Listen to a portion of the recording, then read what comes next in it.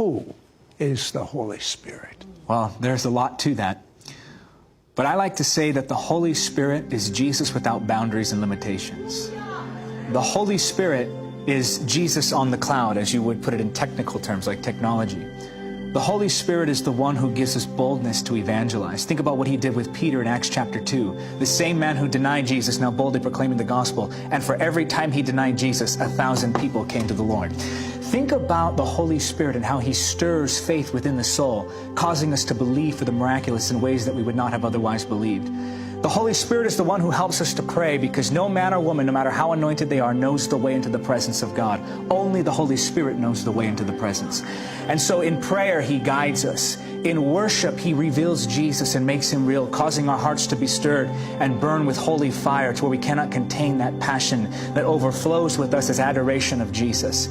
The Holy Spirit is the one who helps us to walk in holiness. So for those who are bound and weighed down by the shame and the sickness that is sin, the Holy Spirit offers freedom. He is the Holiness Spirit, the one who breaks the power and the chains that, even those habits that people have had for years. He breaks those addictions. He breaks those bondages. The Holy Spirit is the one who delivers the captives from demonic oppression.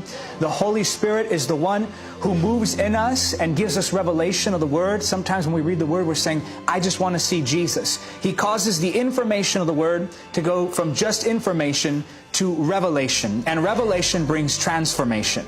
The Holy Spirit is the one who goes with us and gives us the words to speak when we don't know what we should say. In those moments where we're saying, Holy Spirit, help me. I don't know how to win this one to the Lord. I don't know how to speak. The Holy Spirit will stir within you words that come straight from the Father. The Holy Spirit is the one who opens the heart of the sinner, causing them to go from stubborn, stone-hearted individuals to people who bow before Jesus as Lord.